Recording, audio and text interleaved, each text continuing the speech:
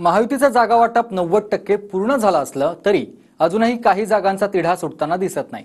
कोणत्या जागांवरून फॉर्म्युल्याची घोषणा अडकलेली आहे पाहूया।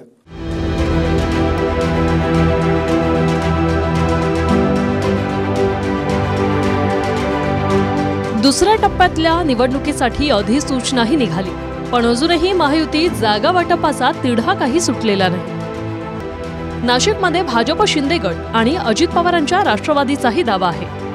बुलढाण्यात शिंदेंच्या शिवसेनेतच बंडखोरी झाली।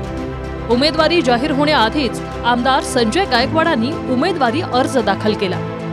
हातकणंगलेत शिंदेंच्या शिवसेनेकडून धैर्यशील मानेंचा दावा आहे, तर रयत क्रांतीचे सदाभाऊ खोतही आग्रही आहे। हिंगोलीची जागा शिंदेंच्या शिवसेनेकडे, मात्र भाजप सोबत रस्सीखेच सुरू आहे। धाराशिवची जागा अजित पवारांच्या राष्ट्रवादीकडे, मात्र भाजप इथून माजी IAS अधिकारी प्रवीण परदेशींना तिकीट देण्यास इच्छुक आहे। सुरुवातीला नाशिकवरून काय हालचाली सुरू आहेत ते पाहूया।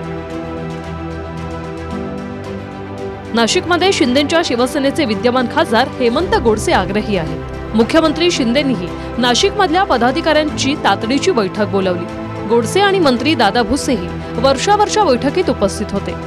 मात्र नाशिकात भाजपचे 3 आमदार असून भाजपची ताकद जास्त आहे, त्यामुळे भाजपच लढणार असं सांगून इच्छुक उमेदवार दिनकर पाटलांनी हेमंत गोडसेंना मदत करणार नसल्याचं म्हटलंय। त्यातच अजित पवारांच्या राष्ट्रवादीकडून अचानक मंत्री भुजबळांचंही नाव समोर आलंय।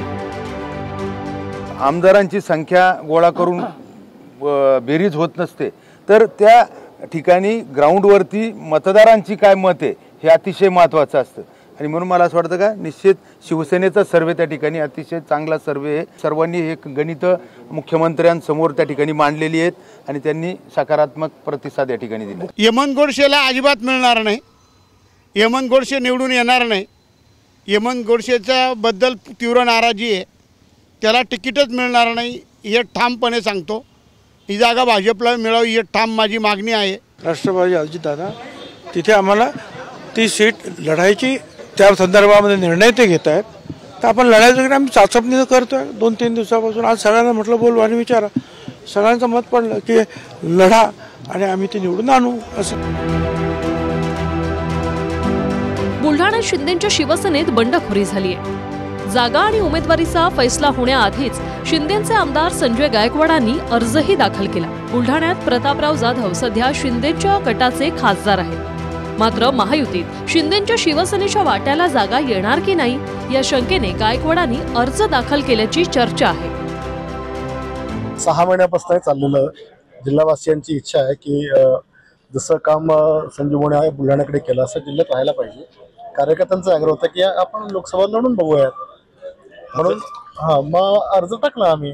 हे राजकीय बंड म्हणायचं की बंड कशाला आहे? आम्ही पक्षाचा अर्ज भरलेला आहे, अजून पक्षाचा उमेदवार जाहीर थोडी झालेला आहे। संजय गायकवाडांनी जरी फॉर्म भरला असेल तर मुख्यमंत्री साहेब त्यांना योग्य ते समज देतील किंवा त्यांना बोलून घेतील आणि मला वाटतं ते तिथलचे उमेदवार राहणार नाही।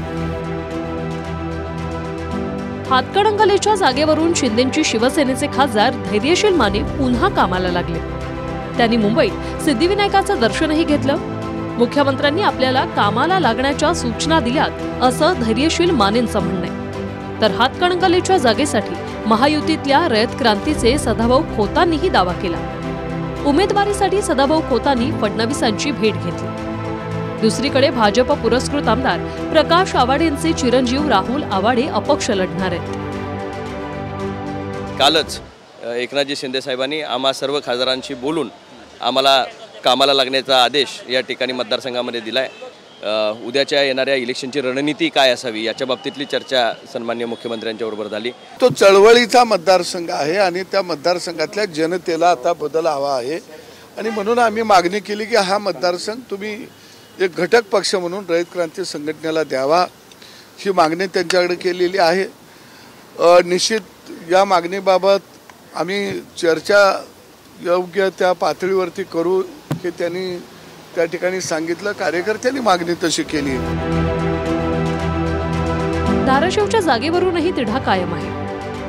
धाराशिवची जागा अजित पवार गटाकडे असली तरी या जागेसाठी भाजप आग्रही आहे। भाजप धाराशिवमधून माजी IAS अधिकारी प्रवीण परदेशींना मैदानात उतरवण्याच्या तयारीत आहे, तर भाजपचेच आमदार राणा जगजित सिंगांच्या हालचाली सुरू झाल्या। राणा जगजितसिंहांनी अजित पवारांचीही भेट घेतली आणि त्यानंतर फडणवीसांनाही भेटले. 2019 मध्ये राष्ट्रवादीकडून राणा जगजितसिंहच लढले होते. महायुतीच्या बैठकांवर बैठका झाल्या, मात्र तिढा असलेल्या जागांचा पेच काही सुटत नाहीये. Bureau report, TV9 Marathi.